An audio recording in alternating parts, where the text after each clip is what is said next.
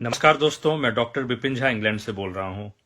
कल मुझे व्हाट्सएप पे एक मैसेज आया अमेरिका से कि कैसे भारत में सारे जो है फाइनेंशियल इंस्टीट्यूट्स, संवैधानिक संस्थाएं, विपक्ष, सबको खत्म करने की साजिश की जा रही है ताकि नरेंद्र मोदी जी को भारत का सर्वे सर्वा बनाया जाए। तो मुझे एक बात याद आ गई कि 2012-13 में जब मोदी जी को प्रधानमंत्री जो है कैंडिडेट बीजेपी ने बनाया था, तो वो क्यों बनाया था।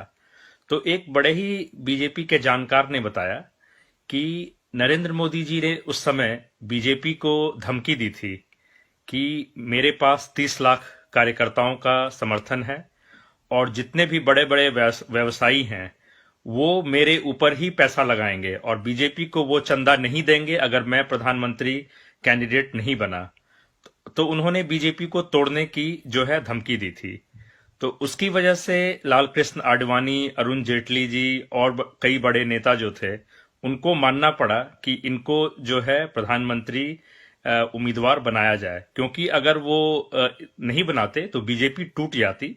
और वैसे ही बीजेपी जो है सालों से छटपटा रही थी कि कैसे सत्ता में आया जाए। तो वो अन्ना आंदोलन जो एक प्रायोजित था कि कांग्रेस सरकार को बदनाम करने की, उसके बाद जो है जो व्यवसायी जो घराना थे वो मोदी जी के ऊपर इसलिए पैसा लगाना चाहते थे क्योंकि उन्हें पता था कि इनके माध्यम से फिर हम अपना मकसद पूरा कर सकते हैं। और आपने देखा होगा कि 5 साल में मोदी जी ने कितने देशों की यात्रा की थी। तो उसका कारण ये था कि जो भी व्यवसायियों ने जो 2000-3000 करोड़ इनके इलेक्शन कैंपेन में लगाया, तो उससे कहीं ज्यादा उन्होंने वसूल लिया। और आज जो देश में जो है एयर इंडिया को बेचा जा रहा है, जो एयरपोर्ट की नीलामी, रेलवे प्लेटफॉर्म की नीलामी और भी जितने LIC हो गया उसका प्राइवेटाइजेशन, तो इन सब का मकसद यही है कि आम जनता को कमजोर किया जाए और एक व्यक्ति के हाथ में जो है पावर इतनी ज्यादा आ जाए जैसे कि रशिया और चाइना के प्रेसिडेंट के पास है। तो इसीलिए हर राज्यों में सरकारों को गिराने की कोशिश की जा रही है ताकि हर जगह बीजेपी जो है सरकार बनाए और राज्यसभा में अपनी बहुमत ले ले।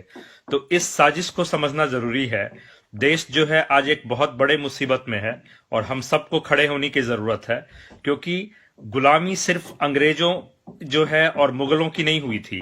गुलामी कभी भी होती है जब आपकी आजादी छीन ली जाती है, और आज वही प्रयास चल रहा है, आपकी आजादी को छीनी जा रही है। तो आप जो है खड़े होइए।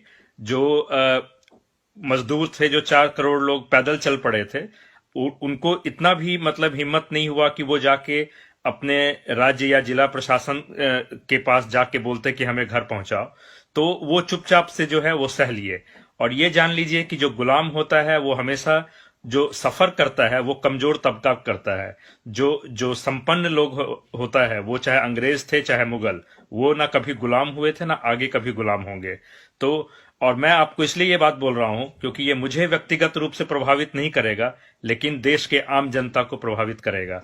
तो इसलिए मैं आपसे बड़ी ही विनम्रता के साथ कहता हूं कि उठिए, खड़े होइए।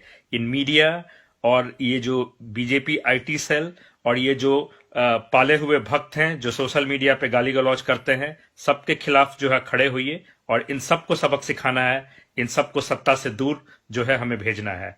बस इतना ही मैसेज था। जय हिंद।